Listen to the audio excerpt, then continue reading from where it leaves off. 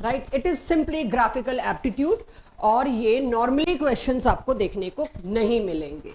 Boiling point composition curve, अब मैं बॉइलिंग point composition curve is topic of today, उसको पढ़ने से पहले मेरे को पहले वापस कर्व शुरू करने पड़ेंगे क्या थे। तो आप ये सोच लीजिएगा दिस इज टॉपिक, यहां बॉइलिंग पॉइंट ढूंढना मत शुरू कर देना। तो बॉइलिंग पॉइंट वाले कर्व पे जाऊं उससे पहले मेरे को छोटे छोटे कर्व समझने हैं। तो सबसे पहले ये हम ऑलरेडी करके आ चुके हैं, तो आपको लिख दिया मैंने यहां। आपको याद होगा जब हम राउल्ट्स लॉ का ग्राफ बनाते थे तो टोटल प्रेशर की एक ऐसी ही स्ट्रेट लाइन आती थी पी टी, जो कि डाल्टन के हिसाब से पीए प्लस पीबी थी। ये हम कर चुके, लेकिन एक बहुत इंपॉर्टेंट चीज दिखानी थी, स्ट्रेट लाइन है तब जब आइडियल गैस है, राइट, आइडियल सॉल्यूशन है। और ये यहां पर अगर आप देखें तो ये कौन सा मोल फ्रैक्शन होता था बच्चों, XAXB, राइट। ये वेपर फेज का तो नहीं था, ये तो लिक्विड फेज का मोल फ्रैक्शन था। मुझे वेपर पे लेके आना है बात को, तो वेपर पे लाने से पहले लेट मी क्लैरिफाई, मेरी क्लास ये जानती है कि नहीं, जो हम 2 क्लासेस से कर रहे हैं, ये जो मोल फ्रैक्शन आप रखा करते थे नीचे XAXB, it is composition in liquid phase, right. और एक एक्सिस पे होता था vapour pressure, which we have already done. तो इस कर्व को मैं क्या बोलूंगी, ये तो लिक्विड कॉम्पोजिशन कर्व है, ना कि जो मैंने ऊपर हेडिंग डाली है। ये हेडिंग मेरे अपने लिए होती है कि मेरे को पता लग जाए इस सेक्शन ऑफ नोट्स में कंटेंट क्या है। अब मैं आती हूं, अगर कोई मेरे को, जो अब तक मैंने नहीं किया, ऑल्दो इसका एक छोटा सा एग्जांपल एनसीईआरटी में दे रखा है, एनसीईआरटी में कर्व है वेपर कॉम्पोजिशन वाला, जिसको मैंने तब नहीं लिया था। तो प्रेशर वर्सेस, अब के क्या लिया है मैंने, मोल फ्रैक्शन, बट ये मोल फ्रैक्शन कौन से वाला है, XAXB नहीं है, ये है YAYB, उसका वही रेक्टेंगुलर हाइपरबोला आता है। तो ये आप देखिए वेपर स्टेट की लाइन कर्व्ड आएगी, लिक्विड स्टेट की लाइन स्ट्रेट आएगी। इसीलिए स्ट्रेट लाइन बहुत जरूरी है, जो आप रेड लाइंस के लिए बार बार पूछ रहे थे। It can not be curved, it will fail ideal solution में। तो इस तरह से ये 2 अलग अलग कर्व्स हैं। जब एक ही सॉल्यूशन के कर्व्स हैं तो क्यों मैं इसको अलग अलग एक्सप्रेस करूं, अलग अलग लाइंस हैं, कंबाइन कर देते हैं ना एक ही जगह, एक ही ग्राफ में हम दोनों के कर्व्स दिखा देते हैं। जो नीचे मोल फ्रैक्शन है, जरूरत पड़ेगी उसको x मान लेंगे, जरूरत पड़ेगी उसको y मान लेंगे, वैल्यू से ही तो मतलब है। तो लेट्स डू दिस। इन दोनों कर्व्स को कंबाइन करने से पहले one last time, straight line means liquid वाला curve, liquid mole fraction, curved lines hyperbola है, इट मींस वेपर फेज यानी YAYB, ठीक है, ओके। अब मेरे पास आ जाता है, दोनों को कंबाइन कर देते हैं, ठीक है। वेपर कर्व की तरफ मेरा ध्यान ज्यादा है क्योंकि आज का कंटेंट वही है। तो वही जो पिछली स्लाइड पे कर्व बना रखा था मैं वापस ले आई, ये भी नॉट न्यू फॉर अस, अभी बात करी कि कैसे होगा। तो ये वेपर फेज मोल फ्रैक्शन है। किसी वक्त भी आप बता सकते हो YA यहां 1 है, तो क्या मेरी क्लास ऑटोमेटिकली समझ सकती है कि YB 0 होगा। YB 0 होगा तो इस एक्सिस पे किसका मोल फ्रैक्शन चल रहा है, इस एक्सिस पर B का मोल फ्रैक्शन चल रहा है इंक्रीजिंग में। तो ये मेरे लिए कर्व जो आया, मेरे लिए जो हाइपरबोला आया, ये मुझे याद हो जाना चाहिए कि कौन से फेज का है, वेपर फेज का। ये याद करा रही हूं मैं कि क्योंकि इसकी थ्योरी किसी बुक में नहीं मिलेगी। यू फाइंड एनी बुक जिसमें इसको थ्योरेटिकली एक्सप्लेन कर रखा हो, नहीं, फिर जाओगे यूट्यूब पे वीडियोस पढ़ने, बिल्कुल नहीं, इसी क्लास के नोट से पढ़िए आप। तो अब मैंने दोनों को कंबाइन करने की सोची कि अलग अलग कर्व्स के बजाय व्हाई नॉट टू कंबाइन। तो इस कंबाइन ग्राफ को फ्रेश न्यू समझ के आप समझिए इस वक्त। स्ट्रेट लाइन किसकी है, लिक्विड। लिक्विड लाइन का मतलब है नीचे पड़े हुए सॉल्यूशन मिक्सचर में XA और XB के रिस्पेक्ट में प्रेशर को रीड करना है, तो इस रेड लाइन को रीड करिए। ये मत सोच लेना क्योंकि ये लिक्विड लाइन है इसीलिए ऊपर लिक्विड रखा है, यही मिस्टेक होनी है एंड तक। नहीं, ये लिक्विड की कॉम्पोजिशन है जो डिसाइड करती है प्रेशर कितना होगा। ये लिक्विड की कॉम्पोजिशन है जो डिसाइड करती है कि ऊपर आने वाले वेपर्स का प्रेशर कितना होगा। और ये हाइपरबोला वाली लाइन क्या डिसाइड करती है, अभी अभी याद करा के आ रही हूं, नीचे का मोल फ्रैक्शन नहीं, कंटेनर में ऊपर कितना मोल फ्रैक्शन है। जैसे कि ये रहा कंटेनर, यहां पर मेरे पास 2 चीजें मौजूद हैं, राइट, सोल्यूट और सॉल्वेंट ए और बी। तो ऊपर फ्रैक्शन है वाई ए और वाई बी, इन दोनों फ्रैक्शन ने टोटल प्रेशर में क्या कंट्रीब्यूट करना है या पीए पीबी इनसे कैसे रिलेटेड है वो है ये। तो Y A versus P A का कर्व है ये समझ लो, या Y B versus P B का। नीचे वाला वेपर लाइन, लिक्विड लाइन, यानी किसी वक्त भी एक सॉल्यूशन में वेपर लाइन के बारे में, मतलब वेपर्स में ऊपर कितना फ्रैक्शन है उसके बारे में जानना है तो ये वाली लाइन, लिक्विड नीचे कितना फ्रैक्शन बचा है उसके बारे में जानना है तो स्ट्रेट लाइन। लेकिन मैंने जो ग्रीन कलर से लिखा है ये लिक्विड स्टेट है, ग्राफ के इसके ऊपर लिक्विड स्टेट है। आप सोचिए जैसे जैसे मैं ऊपर जा रही हूँ वैसे वैसे क्या है, प्रेशर बढ़ रहा है। प्रेशर जब बढ़ेगा तो गैस की मजबूरी है, उसको क्या होना पड़ेगा, लिक्विड। जैसे जैसे प्रेशर बढ़ रहा है मतलब ऊपर लिक्विड, जैसे जैसे प्रेशर घट रहा है तो प्रेशर लेस में तो मुझे पता ही है gas will exist as gas, no need to liquefy, होगी ही नहीं लिक्विफाई। तो इस ग्राफ में प्रेशर की वजह से ऊपर लिक्विड है और प्रेशर की वजह से नीचे वेपर है, ना कि लिक्विड की लाइन ऊपर है ना तो इसलिए ऊपर लिख दिया। कल को पलट जाएगा तो भी ऊपर लिक्विड होगा, इसके पलटने से डेविएशन की वजह से मत जाइएगा उस बात पे। सो लिक्विड और वेपर, क्लियर सबको। अब इस ग्राफ को देख के मेरी क्लास मेरे को अंदाजे से एक्सप्रेशन दे या बताए ये प्रेशर कम है, जब ये प्रेशर कम है तो ये वाला component will be less volatile. Read कर लेंगे इस बात को, लेस वॉलेटाइल है तो उसका boiling point will be high. तो TB is higher than TA. मैं बॉइलिंग पॉइंट के कर्व पे जाने से पहले उसकी शेप एंटिसिपेट करवा रही हूं कि इसी का जब बॉइलिंग पॉइंट ढूंढोगे, लास्ट क्लास में ढूंढा भी था, उसमें बॉइलिंग पॉइंट में कौन ऊपर आ जाएगा, टीबी, और बॉइलिंग पॉइंट में नीचे कौन आ जाएगा, पीए। जस्ट पलट जाएगा क्योंकि वेपर प्रेशर और बॉइलिंग पॉइंट इनवर्सली प्रोपोर्शनल हो गए एक दूसरे की।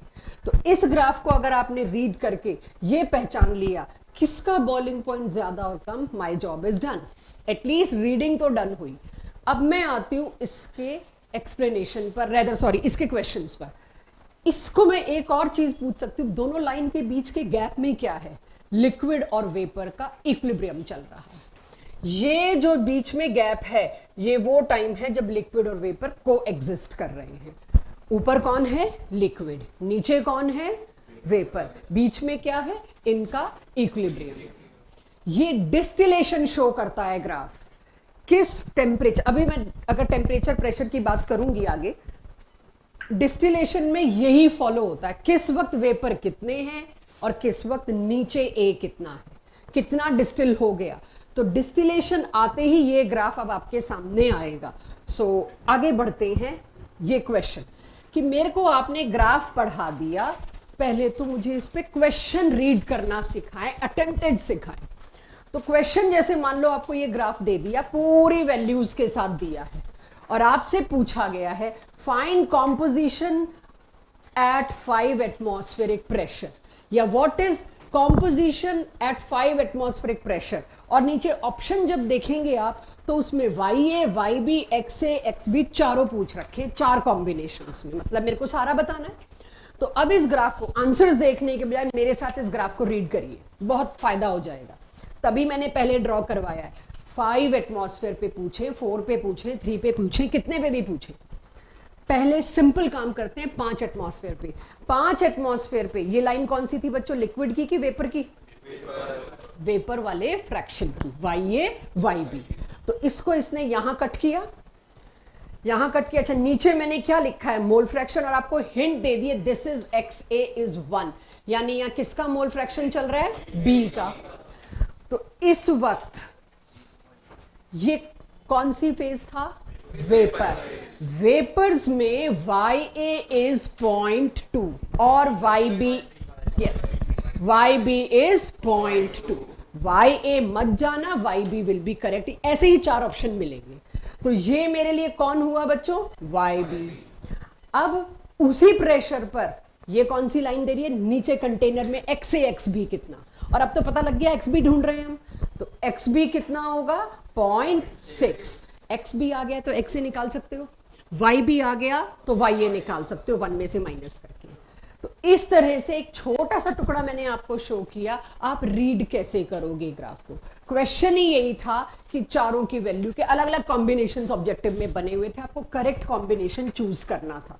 तो एट पॉइंट 1 मैं इसीलिए उस वक्त नहीं चाह रही थी कि आप ये लिखें, क्योंकि अब आप अपने तरीके से लिखो पॉइंट 1 और ये रहा पॉइंट 2, दोनों पे आपको YA YB XA XB बताना आना चाहिए। Anyone any issue, I am waiting, क्योंकि ये टॉपिक अभी दोनों फैकल्टीज पहले वीडियो देखेंगी, समझेंगी, उसके बाद ही आपके डाउट्स लेंगी। तो आई विश क्लास में ही डाउट्स हो जाए।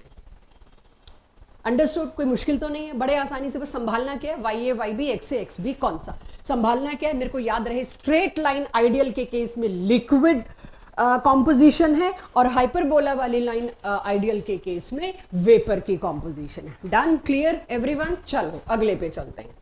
अगला मेरे पास ये, अब एक बार दोबारा मैं याद दिला दूं लास्ट क्लास में, बस एक मिनट को, कोई ड्रॉ मत करने लग जाना इसको। डिस्टिलेशन सबको याद है, इस पे क्वेश्चन भी हो गए। यहां जो XA XB था वो वहां पहुंच के सॉरी यहां जो YA YB था वो डिस्टिल होके नीचे लिक्विड में ही YA YB कन्वर्ट हो जाएगा XA XB में।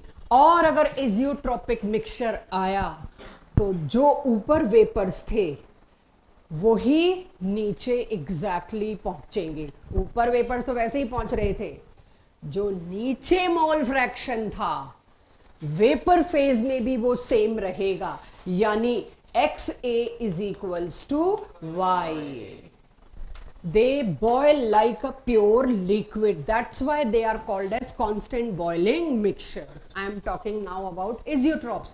जैसे एजियोट्रॉप्स की बात आएगी वैसे ही दिमाग में क्या आना चाहिए, डेविएशन का केस ले आए आप। तो आइडियल में तो एजियोट्रॉप था ही नहीं। The moment I switch to azeotrope your brain should also switch to कि अब बात डेविएशन की हो रही है, आइडियल की सीधी लाइन नहीं मिलेगी। इसीलिए आगे आने वाले ग्राफ्स में कोई स्ट्रेट लाइन नहीं मिली। Why? Because now I am shifting to azeotropic cases, that is ideal नहीं नॉन आइडियल।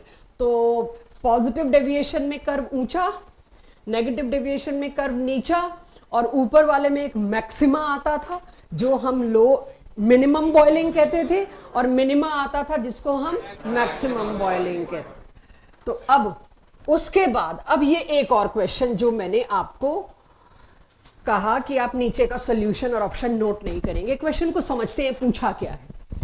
बॉइलिंग पॉइंट, अब देखिए सीधे मैं वेपर प्रेशर से किस पे शिफ्ट हो रही हूं, बॉइलिंग पॉइंट, बिना कोई नोटिस दिए। जरूरत क्या है, इस लायक बना दिया आपको कि उल्टा हो जाएगा मामला।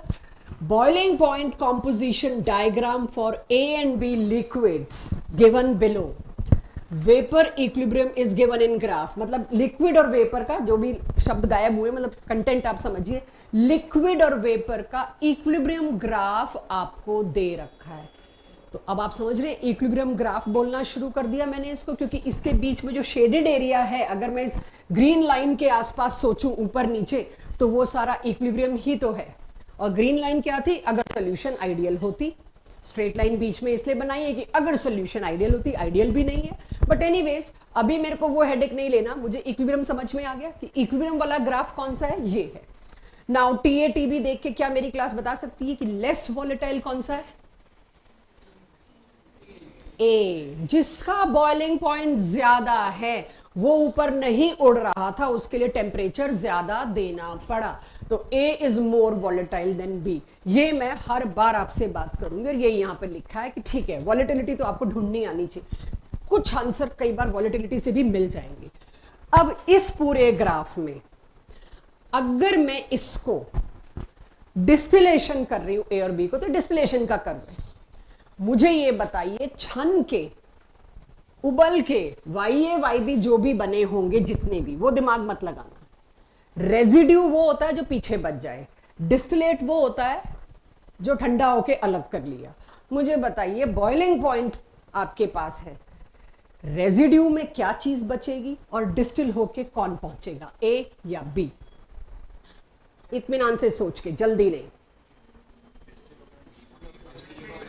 डिस्टिलेट होके कौन जाएगा, B। तो सेकंड ऑप्शन बोला गया है distillate composition will be pure A। गलत कर दो इसको, क्योंकि B, क्यों भाई, जिसका बॉइलिंग पॉइंट कम है वो ज्यादा जल्दी उबल के वेपर बना के डिलीवरी ट्यूब के थ्रू कंडेंस होके डिस्टिलेट में पहुंच गया। तब तक तो दूसरे को पता भी नहीं लगा मेरे को उबलना है, एक ही एक उबल के डिस्टिलेट हो गया। तो आप ही लोगों ने बताया डिस्टिलेट में प्योर बी प्रेजेंट होगा, तो फिर रेजिड्यू वाला ऑप्शन भी गलत हो गया मेरा। मैंने तो रेजिड्यू में डाल रखा था। पीछे कौन बच जाएगा? जिसका बॉइलिंग पॉइंट इज लेस। तो कौन सा ऑप्शन करेक्ट करूं मैं? ए बी तो तुम क्रॉस कराए, सी और डी। चलो करो मेरे साथ करेक्ट अपनी कॉपीज में, फिर तो मेरे को ऑप्शन भी बदलने पड़ेंगे। Boiling point A is more after distillation,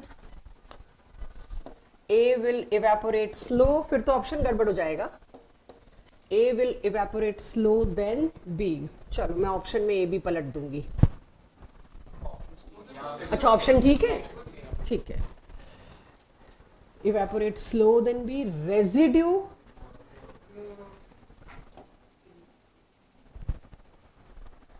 करो।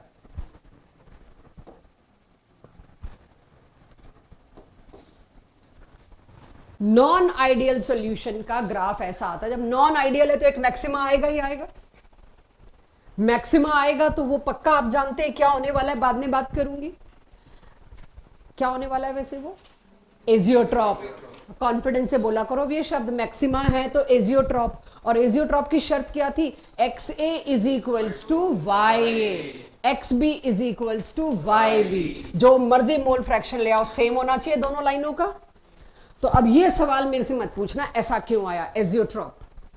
तो इसी में क्वेश्चन पूछने से बचिएगा, एब्जॉर्ब करिएगा इसको। तो ग्राफ आया ऐसा, लिक्विड और वेपर जो ग्रीन कलर से लिखा है पहले वो समझ लो, क्यों ऊपर लिक्विड है क्यों वेपर है नीचे, उससे कोई कंफ्यूजन नहीं होना चाहिए आपको। अच्छा इधर मैं प्रेशर लिख रही हूं, इधर मैं मोल फ्रैक्शन ऑफ बी लिख रही हूं। बी का आ गया तो ए का तो आ ही जाएगा। Now my point is focus here. बिना कोई जरूरत नहीं है लिखने की अभी, ये मेरे को मेरा 5 मिनट एक्स्ट्रा लग जाएगा दोबारा बताने में। अब इस ग्राफ को रीड करने में सबसे इंटरेस्टिंग पॉइंट है C. C point is azeotrope, C point is maxima, which tells me ये दोनों सॉल्यूशन अगर मिक्स किए गए, सॉरी दोनों लिक्विड्स अगर मिक्स किए गए पक्का डेविएशन है। और कौन सी डेविएशन है? पॉजिटिव। पॉजिटिव डेविएशन है। मैक्सिमा जो आया वो मिनिमम बॉइलिंग वाली लोकेशन है, और जो मैक्सिमा आया उस मैक्सिमा पोजीशन से पहले, यानी before point C, rather up to point C. इधर से ग्राफ को मैं रीड करती हूं, up till point C choose any pressure. Question में मैं चूज करूंगी, तो choose any pressure, suppose P dash. Maxima reach होने से पहले किसी मर्जी प्रेशर को उठा लो आप वैल्यू, और उस प्रेशर पे दोनों लाइंस को कट करके एक ऑब्जर्वेशन करते हैं। नीचे मैंने मोल फ्रैक्शन लिखा है, वेपर का है या लिक्विड का है वो तो आपकी लाइन बताएगी। तो अब इसके अंदर यहां पहला पॉइंट ये कट हुआ, ये येलो वाला किसका है? डेविएशन मींस लिक्विड, ठीक है। ये येलो वाला कौन है? Liquid phase. इस लिक्विड फेज में एक्स भी नोट कर लिया मैंने। सेम प्रेशर पे वेपर फेज में नीचे वाली लाल लाइन किसकी होगी? वेपर की। सेम इसमें वेपर फेज में कितना आया? फ्रैक्शन। वेपर फेज वाले फ्रैक्शन को मेरे को क्या बोलना पड़ेगा? Y B. मुझे बताओ डोमिनेट बी का डोमिनेंस नीचे है या ऊपर है? क्या बात कर रहे हो यार? बी की क्वांटिटी कहां ज्यादा है, नीचे या ऊपर? नीचे माने लिक्विड एक्स बी, और ऊपर माने vapour Y B. B Y phase में ज्यादा है कि एक्स फेज में? गैप देखो ना यार, क्योंकि बी का वेपर प्रेशर ज्यादा है। Listen to the statement now. क्योंकि बी का प्रेशर ए के मुकाबले ज्यादा है, इसीलिए किसी भी वक्त वेपर फेज में बी डोमिनेट करेगा। बी अपने ही लिक्विड फेज से, अपना ही लिक्विड फेज उसका एक्स बी ये रहा, अपना ही उसका वेपर फेज ये रहा। तो बी की मात्रा नीचे के बजाय ऊपर क्यों ज्यादा है? क्योंकि उसका वेपर प्रेशर ज्यादा है, वो नीचे रुकना ही नहीं चाह रहा। ये लाइन मेरे को आप तक पहुंचानी है बस। कि आप ये ए के साथ कंपैरिजन नहीं कर रही, बी का ही कंपैरिजन। तभी देखिए मेरे ग्राफ में चेंज आना शुरू हो गया। मोल फ्रैक्शन ऑफ बी लिख रही हूं ताकि बच्चा ए ना सोचे थोड़ी देर के लिए। जैसे ही आपने कोई एक प्रेशर चूज किया, उस प्रेशर पे लिक्विड फेज का ग्राफ पहले कटा, लिक्विड में एक्स बी, लिक्विड में बी, और उसी प्रेशर पे वेपर का ग्राफ बाद में कटा। तो ये क्या था, वेपर में बी की मात्रा, बी का अमाउंट, बी की कॉन्सेंट्रेशन कहां ज्यादा है, बी का मोल फ्रैक्शन कहां ज्यादा है, वाई नॉट ए। ये लाइन आपको एक देने के चक्कर में सारी मेहनत हो रही है। सिमिलरली बियॉन्ड सी सब उल्टा हो जाएगा। देखिए कैसे, सी के बाद घटना शुरू हो गया मामला। अब आफ्टर सी कोई भी एक प्रेशर पकड़ लो। मैंने अब बियॉन्ड पॉइंट सी कोई भी एक प्रेशर पकड़ लिया। इस प्रेशर पे देखिए पहले कौन कट हो रहा है, वाई। ये क्या होगा, वाई बी। बाद में कौन कट हो रहा है, एक्स। अब मुझे बताइए बियॉन्ड सी, वो एजियोट्रॉपिक मैक्सिमा के बाद वेपर फेज में कौन डोमिनेट किया, सॉरी बी कौन से फेज में डोमिनेट किया, वेपर में कि नीचे, नीचे। उल्टा हो गया। पहले बी कहां डोमिनेट कर रहा था, वेपर में। अब बी कहां डोमिनेट कर रहा है, सॉल्यूशन। भाई सवाल ये आता है, बी तो ज्यादा वॉलेटाइल था, उसको तो हर वक्त डोमिनेट करना चाहिए था। जो चीज ज्यादा वॉलेटाइल है वो नीचे कम रहनी चाहिए, ऊपर ज्यादा रहनी चाहिए। लेकिन सी पॉइंट से पहले पहले तो आपकी बात चल गई, सी पॉइंट के बाद मामला घटना शुरू हुआ। यानी आफ्टर एजियोटॉपिक मैक्सिमा और अगले केस में मिनिमा, आपको जो पहले चेंज देखने को मिल रहा है जस्ट उसका रिवर्स होगा बाद में। तो यहां पर अगर आप देखें, ये गैप मुझे बताता है beyond point C B resides more in liquid, before point C B resides more in vapour. ये बात हर बार संभालिए। ये लिक्विड पूरा मैंने लिक्विड वेपर कॉम्पोजिशन बताया पॉजिटिव डेविएशन के लिए। अब मुझे बताइए कहीं मेरी बात बोलने में कुछ ऊपर नीचे हुआ हो। बस एक ग्राफ और फिर अपने एनसीईआरटी के बेसिक टॉपिक पे शिफ्ट होते हैं।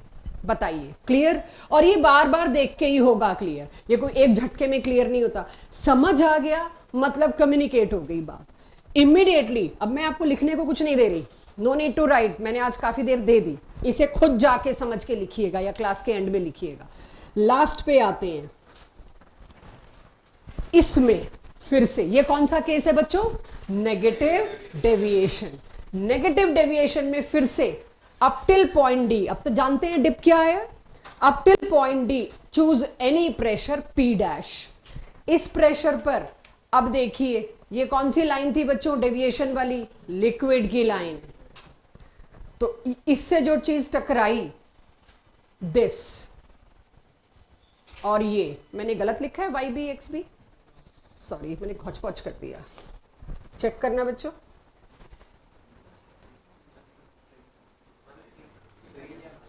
सही लिखा है। क्यों, this line is of liquid, तो ये जो टकरा रहा है ये एक्स बी नहीं होना चाहिए था, सॉरी।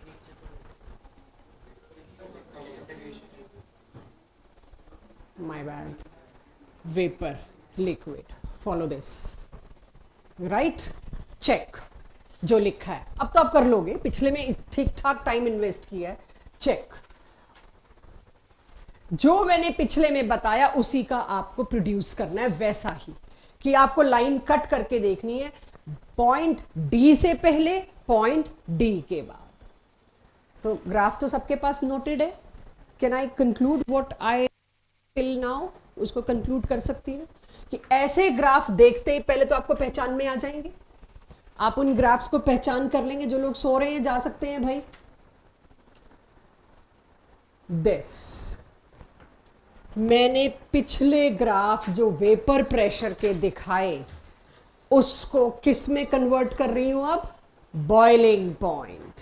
बॉइलिंग पॉइंट में क्या होगा, जो पॉइंट ज्यादा था वो कम, जो कम था वो सीधे ज्यादा। इसको जरा एक बार इत्मीनान से देखो, ये मेरा लास्ट ग्राफ है आज का और मैं कुछ बोल रही हूं, समझो उसको। ज्यादा वॉलेटाइल कौन सा होगा बच्चों? टीबी मतलब B. More volatile will be B, जिसका बॉइलिंग पॉइंट कम है, हाँ या ना? अब पॉइंट सी क्या है? एजियोट्रॉप। वाई मतलब एजियोट्रॉप की एक ही निशानी है, जहां पर एक्स ए एक्स बी दोनों सेम, वाई ए वाई बी दोनों सेम। इस पूरे ग्राफ को मैं कह सकती हूं कि ये पॉजिटिव डेविएशन का बॉइलिंग टेम्परेचर और mole fraction of any component B A जो लेना चाहे वो है। इस ग्राफ के लायक शुरू से बना के आ रही हूं, बस आपको पता होना चाहिए ये पॉजिटिव डेविएशन का बॉइलिंग पॉइंट था, ये पॉजिटिव डेविएशन का वेपर प्रेशर था, जस्ट उल्टा बना है ग्राफ। इसमें सी इधर और ये छोटा, और इस केस में किस तरह से नीचे आ गया ना, क्योंकि boiling point of vapour pressure एकदम इनवर्सली प्रोपोर्शनल है, तो ग्राफ की शेप ही बता देनी चाहिए, ऊपर से बिल्कुल नीचे हुआ है, मींस आपने वेपर प्रेशर को किसमें घुमा दिया? बॉइलिंग पॉइंट में। चेक। एजियोट्रॉप की खास बात एक आखिरी बार, एजियोट्रॉप इस ग्राफ में आइडेंटिफाई करने के बाद ये आपको पता होना चाहिए that azeotrope boil like a pure liquid constant boiling mixtures कहते हैं। डिस्टिलेट करके भी वो वैसे के वैसे पहुंचते हैं जैसे एक प्योर लिक्विड पहुंचता है, एक वेपर, एक फ्रैक्शन इधर का उधर नहीं होता।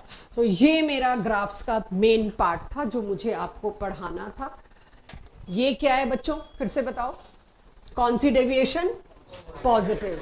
मैं ना दिखाती नेक्स्ट स्लाइड नेगेटिव, तो क्या नेगेटिव का प्रिडिक्ट कर सकते हो कैसा बनेगा? जस्ट प्रिडिक्शन, यहां छोटा होगा और वहां बड़ा होगा, और ऊपर नीचे जो आप कह रहे हो वो तो चलो है ही। तो यहां शुरुआत में छोटा और आगे बड़ा। ये हैं वो ग्राफ्स जो आपको सिर्फ मेंस और एडवांस में प्रोड्यूस करने हैं। इसके क्वेश्चन 2 मैंने डाले हैं, एक आधा आज क्लास टेस्ट में डाला है, बाकी टेस्ट के लिए रखेंगे कुछ, ठीक है? तो ये हुआ आपका कर्व्स का पार्ट क्लोज। कोई इशू आए मेरे से जरूर बात करेंगे।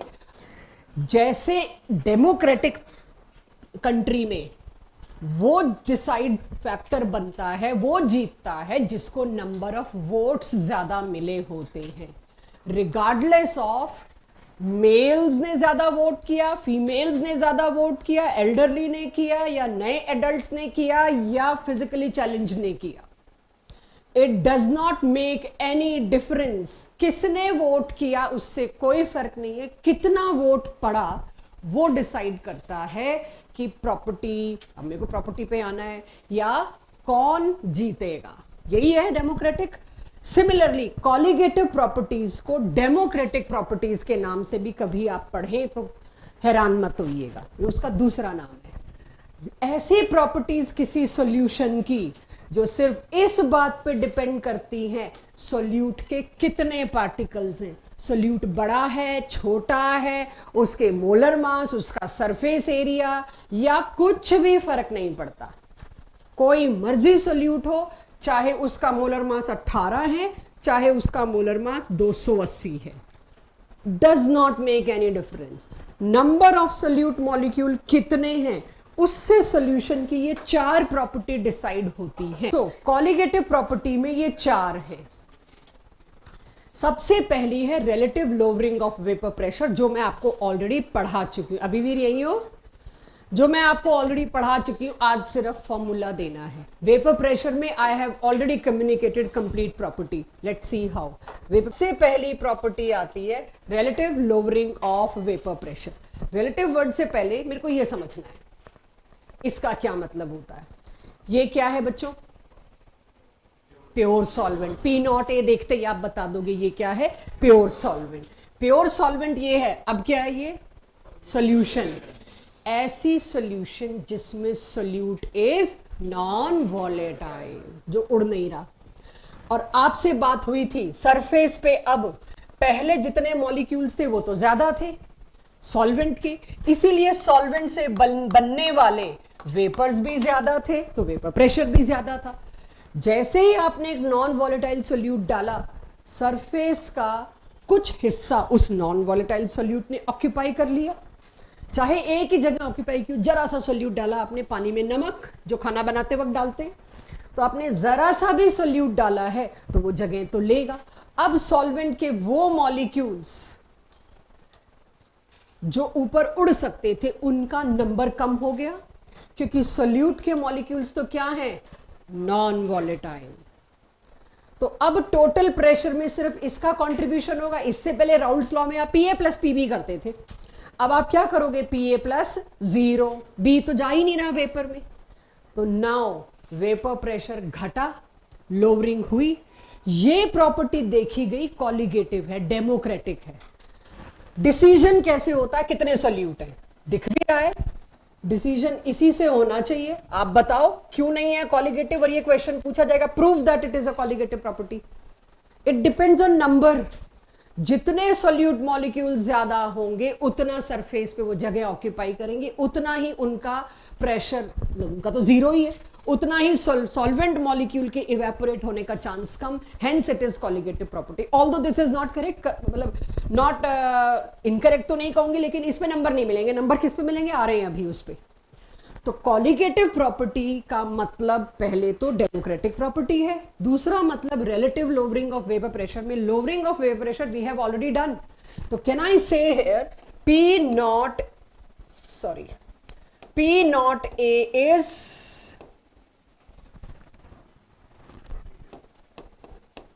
कह सकती हूं ये P नॉट A हमेशा बड़ा होगा PA से। और अब PA की जगह अगर मैं एक चीज लिखूं, do you mind, let me tell this, बताइए।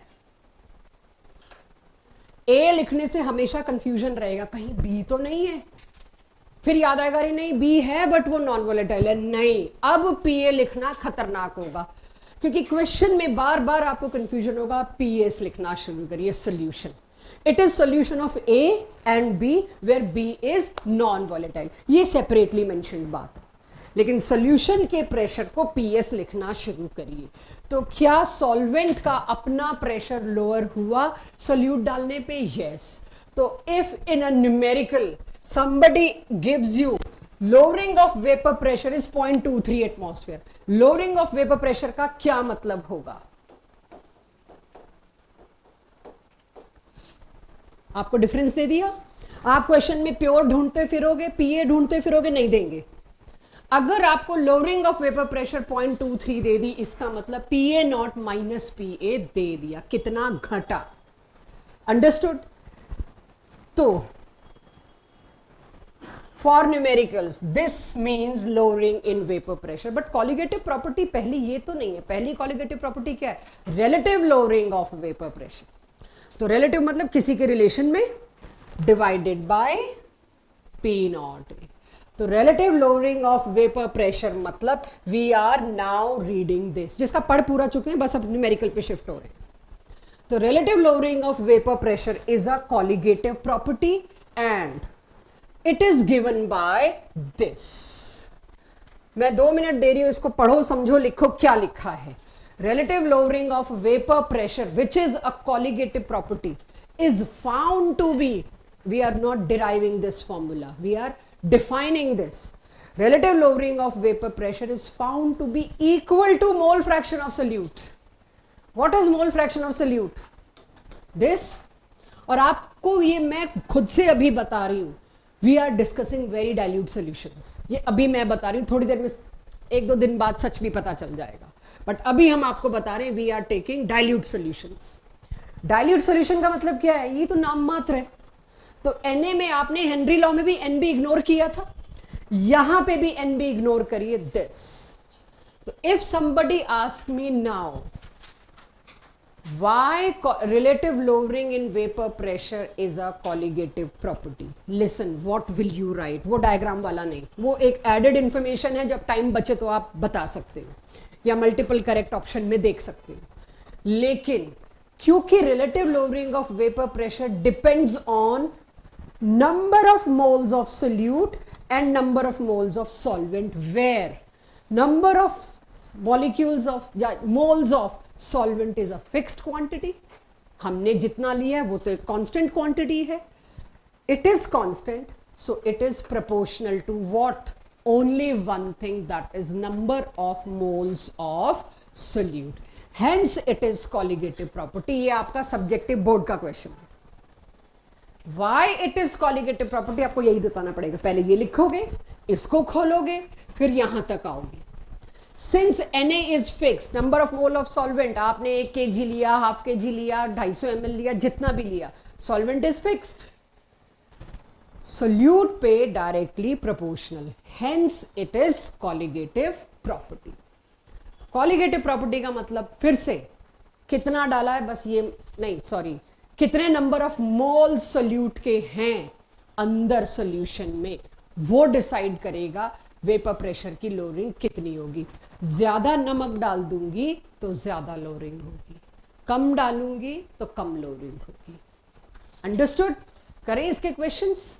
डीपीपी है सबके पास, खोलिए। जी जी, पीएस भी लिख सकते हो। यस, नहीं सॉल्यूशन में। अच्छा, अगर आपको ऐसा लगता है तो लेट्स अंडरस्टैंड। आप सोचो ये एक सॉल्यूशन है जिसमें एक सोल्यूट एक सॉल्वेंट है। सोल्यूट है नॉन वॉलेटाइल, वेपर्स किसके जाएंगे ऊपर, सिर्फ और सिर्फ सॉल्वेंट के। हाँ जी, यस। अब इस धैर्य बहुत फर्क पड़ेगा क्वेश्चन में। इस प्रेशर को तुम पीए को तुम ए का प्रेशर नहीं बोल सकते, क्योंकि ये पार्शियल प्रेशर ड्यू टू ए बोलो वो भी गड़बड़ है कि अकेला है मैम, पार्शियल क्यों बोल दे। सॉल्यूशन के ऊपर है ये प्रेशर, इसीलिए अब इसको पीए भी बोल सकते हैं, लेकिन आपको कंफ्यूजन ना हो क्योंकि क्वेश्चन में मैं पीएस दूंगी। अब तो को पीएस पता होना चाहिए, इसलिए we are shifting to PS. Online वाले बच्चों को किसी को कोई डाउट है, मुझे अगर आपकी आवाज नहीं पहुंच रही है प्लीज रेज हैंड और you can write it in chat, ठीक है। इफ इतने में, वैसे अभी बहुत सिंपल पार्ट है बट यू नेवर नो, ठीक है जी। ये क्लियर? डीपीपी नहीं है? दीपा मैम एक डीपीपी दे दो क्लास में।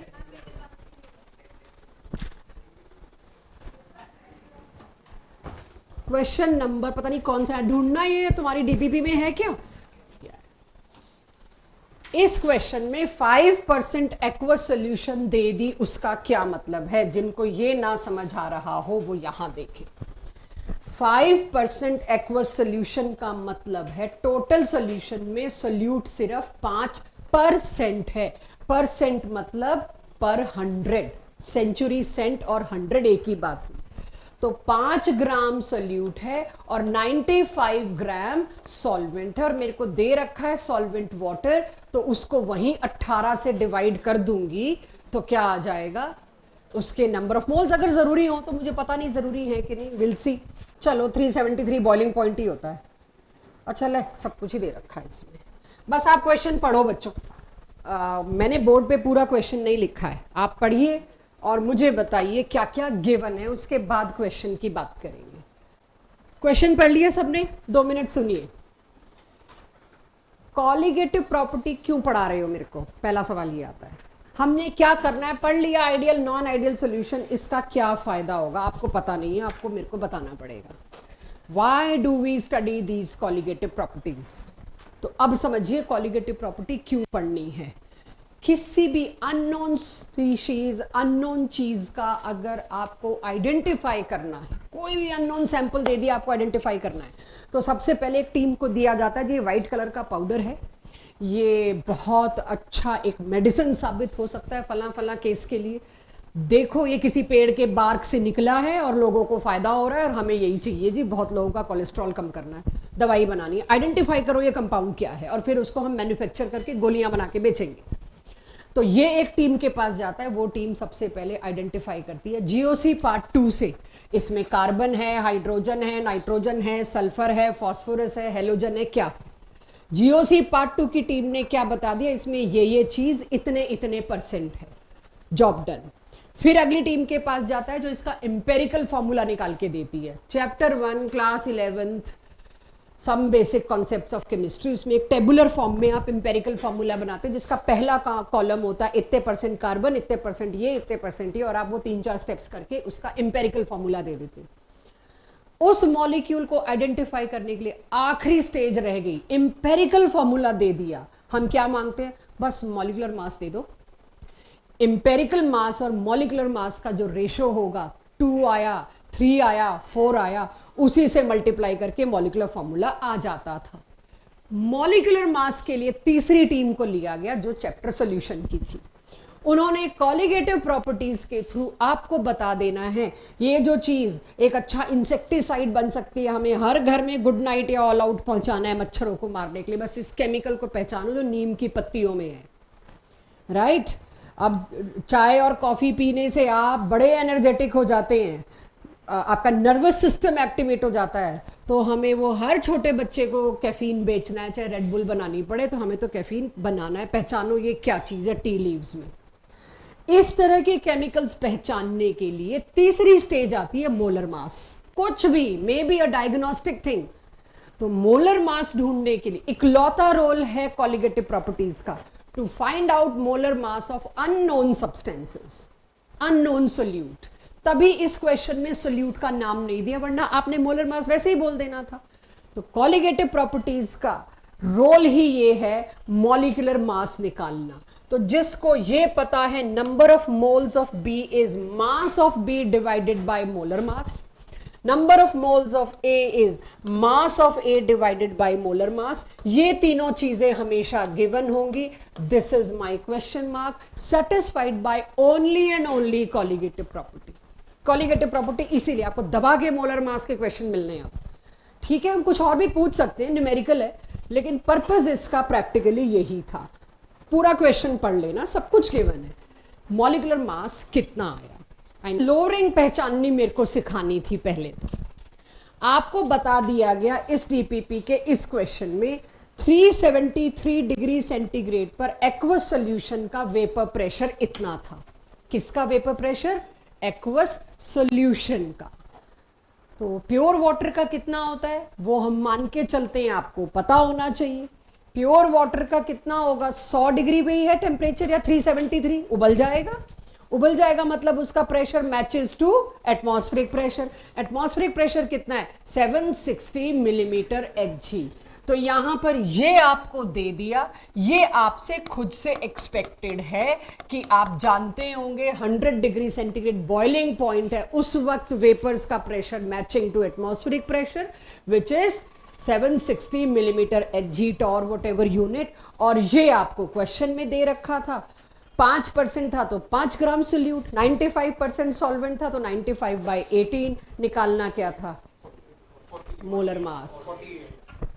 अच्छा चलो, खैर कैलकुलेशन तो मैं खुद कैलकुलेटर से ही कर रही हूँ आजकल, मन नहीं करता, तुम करो और आंसर दो।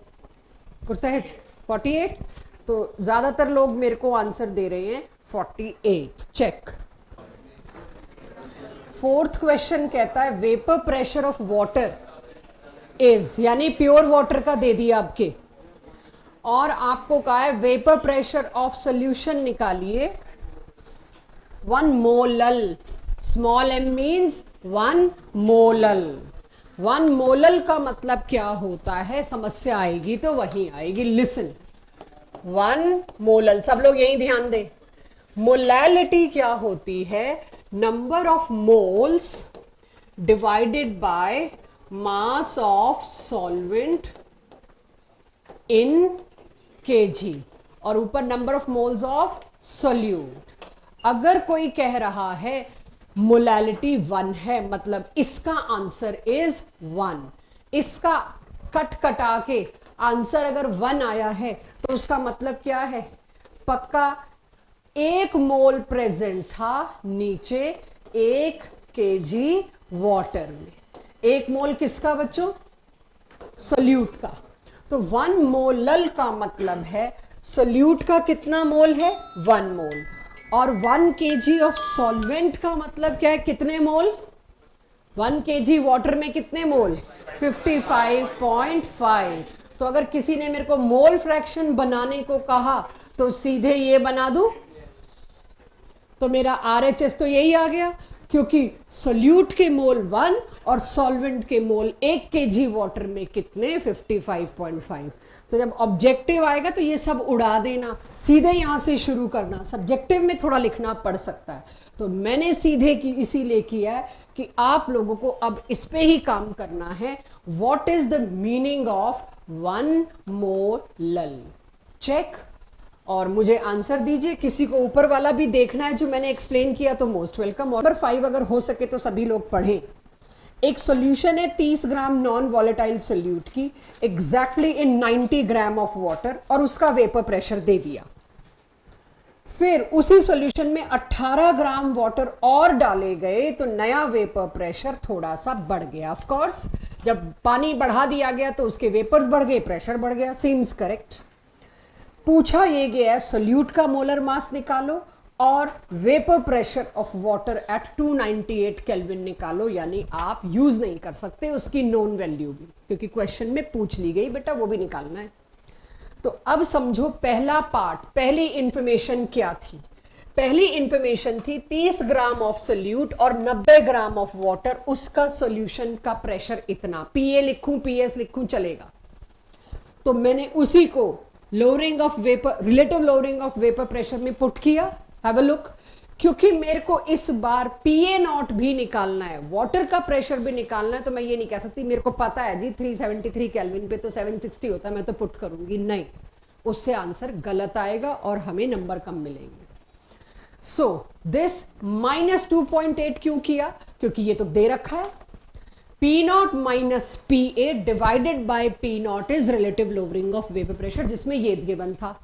दूसरी साइड क्या होता है? Mole fraction. ऊपर क्या लिखूंगी? 30 gram of solute bye molar मास। नीचे क्या लिखूंगी? 90 ग्राम ऑफ वाटर बाय 18, यही लिखूंगी। दूसरी कंडीशन क्या थी? सेम सॉल्यूशन में 18 ग्राम पानी और डाल दिया तो 108 ग्राम्स।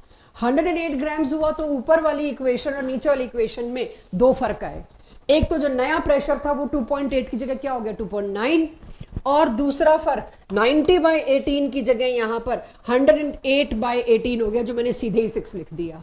दो इक्वेशन है, दो वेरिएबल है। मैथ्स आपकी खुद किया करिए। 2 इक्वेशंस 2 वेरिएबल। इस क्वेश्चन को हैंडल करना एक बार मुझे जरूर सिखाना था, so that it can save your time. क्योंकि आप गूगल और चैट जीपीटी से पूछेंगे तो 1-2 पेज लंबा देगा आपको। कट शॉर्ट करिए और समझिए इत्मीनान से। This is good question.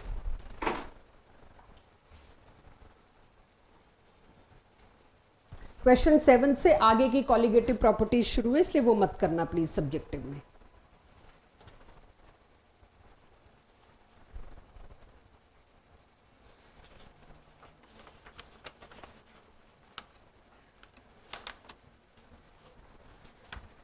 अभी इसके बाद के जो लेवल 2 के ग्राफिकल क्वेश्चन है वो भी मत करिएगा, कॉलिगेटिव प्रॉपर्टी पूरी होने दीजिएगा तब।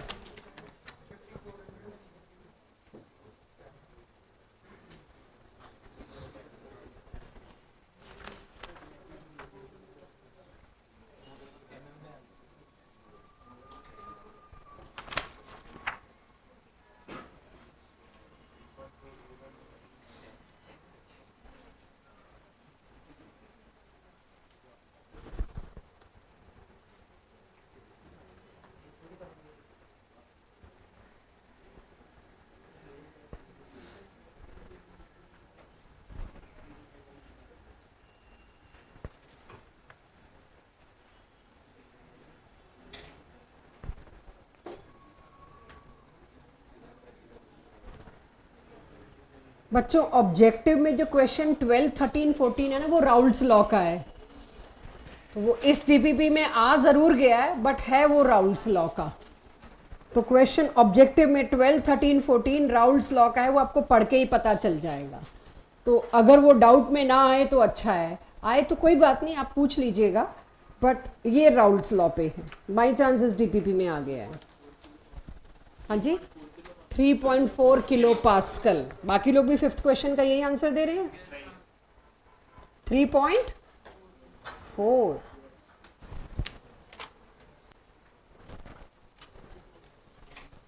मैं वेट कर रही हूँ ऑनलाइन वाले बच्चों में किसी का तो आए आंसर।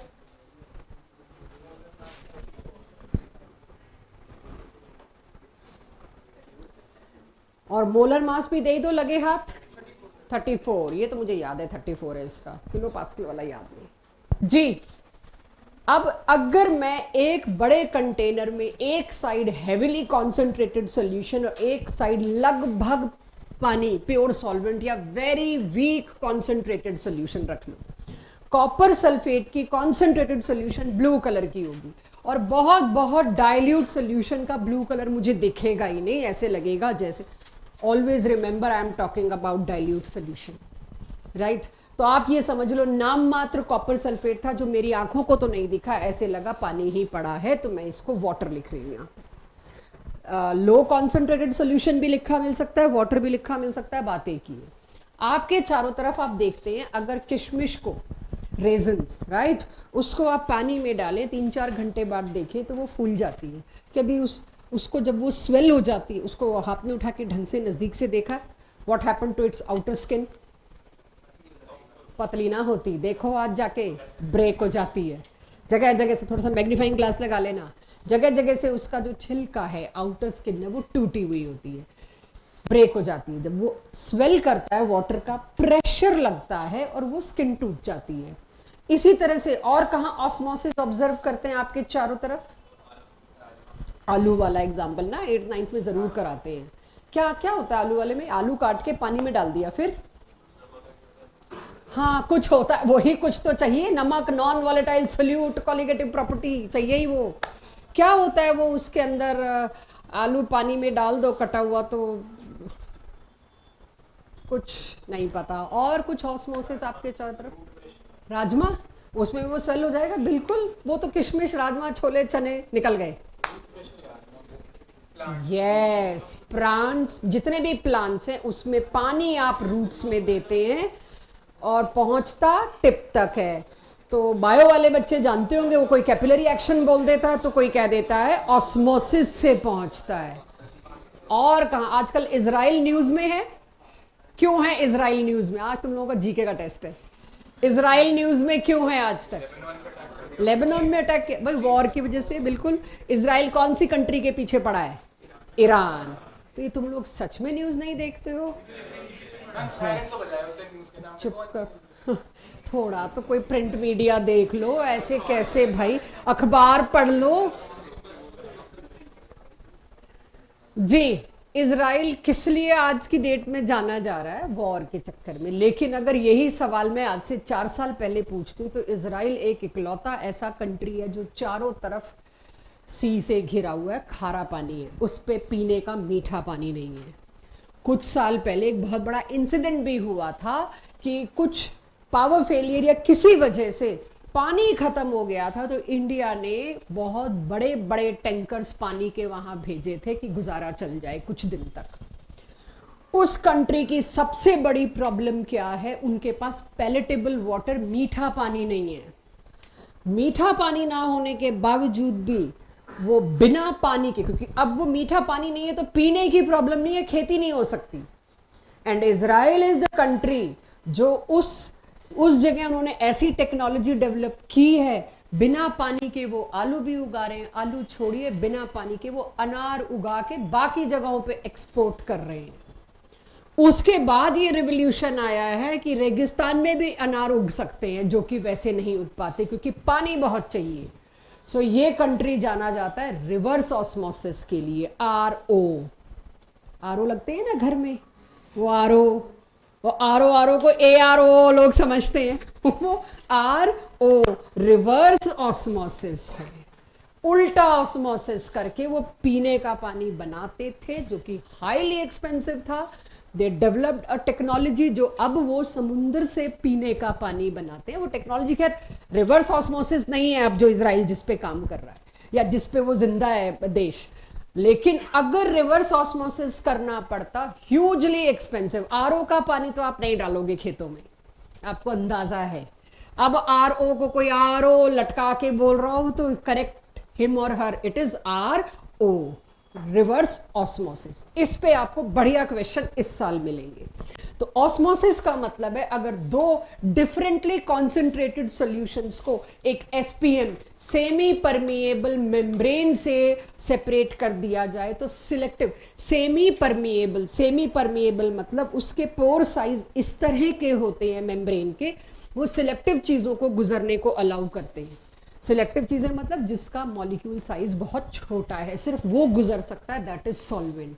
सोल्यूट का मॉलिक्यूलर साइज इतना बड़ा होता है कि वो उस एसपीएम को क्रॉस नहीं कर पाता।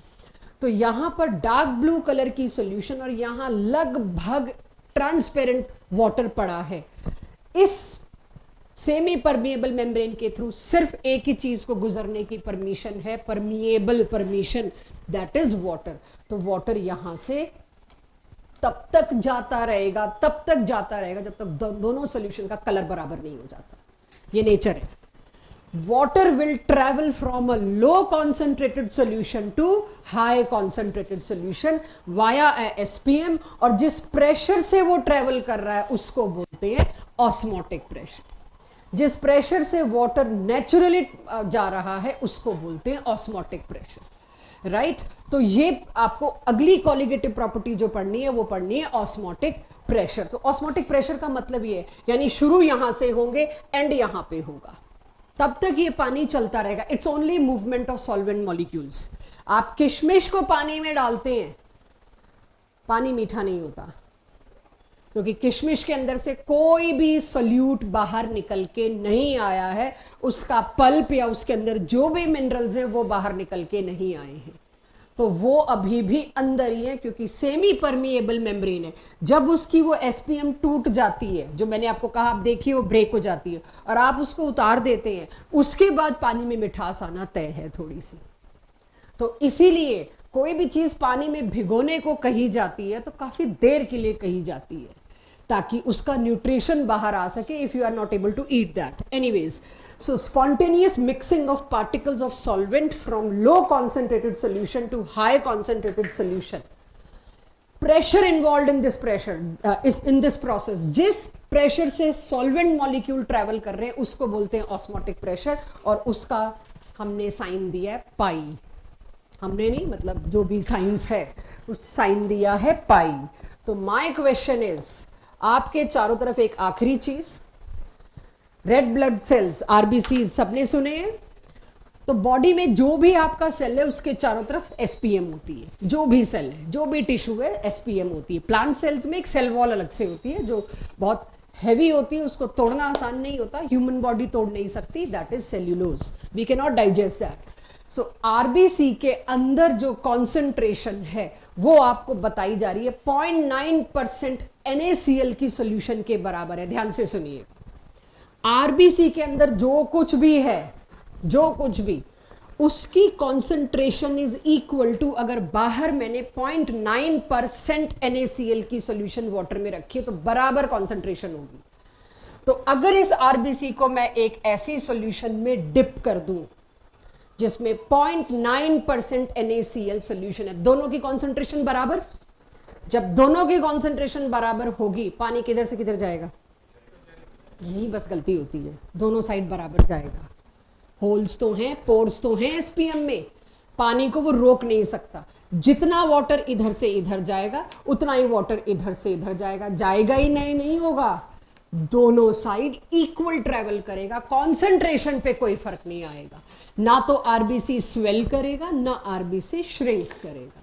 लेकिन अगर मैंने इसी सॉल्यूशन को NaCl की कॉन्सेंट्रेशन बाहर थोड़ी ज्यादा कर दी, हाइपरटोनिक सॉल्यूशन के अंदर डाल दिया, तब क्या होगा? बाहर कॉन्सेंट्रेशन ज्यादा, अंदर कॉन्सेंट्रेशन कम। स्वेल की श्रिंक, बाहर कॉन्सेंट्रेशन ज्यादा, अंदर कॉन्सेंट्रेशन कम। पानी अंदर ज्यादा है, कॉन्सेंट्रेशन सोल्यूट की बताते हैं, सॉल्वेंट की नहीं। बाहर कॉन्सेंट्रेशन ज्यादा का मतलब क्या है? कॉन्सेंट्रेशन किसकी बताते हैं? सोल्यूट की। हाई कॉन्सेंट्रेशन का मतलब क्या है? Solvent is less. जहां सॉल्वेंट कम है that is high concentrated solution, उधर दौड़ता है पानी लो से, तो लो से हाई की तरफ वाटर ट्रेवल करेगा, आरबीसी विल श्रिंक। पानी नहीं पियो तो ये होती है गड़बड़, ठीक है। एनीवेज, अगर लेस देन 9.9% हो बाहर, तो बाहर लेस कॉन्सेंट्रेशन है, तो बाहर क्या है, पानी ज्यादा, तो अब क्या होगा, एंडोऑस्मोसिस, इट विल स्वेल। यहां क्या था, एक्सोऑस्मोसिस, यहां क्या है, एंडोऑस्मोसिस। और जो मैंने इक्वल वाला केस बात की थी, ना हाइपरटोनिक ना हाइपोटोनिक, ये बहुत न्यूमेरिकल्स में आएगा। फलानी सॉल्यूशन इस सॉल्यूशन के साथ आइसोटोनिक है, निकालो इसका कॉन्सेंट्रेशन या मोलर मास। आइसोटोनिक का मतलब क्या होगा, इसके अंदर लगने वाला प्रेशर, मतलब इधर से इधर जाने वाला प्रेशर, इधर से इधर जाने वाला प्रेशर इज इक्वल। आइसोटोनिक मतलब कॉन्सेंट्रेशंस आर इक्वल, दोनों सॉल्यूशन इसका मतलब इक्वल कॉन्सेंट्रेशन पे थी। वो बाद में बात करेंगे इक्वल कॉन्सेंट्रेशन पे थी, उसको कैसे फॉर्मूला में लाना है, बट एटलीस्ट आइसोटोनिक का मतलब क्या है, दोनों साइड वाटर बराबर प्रेशर से ट्रेवल करेगा, ना एक्सो ना एंडो। तो आज की क्लास को मैं यहां एंड करती हूं।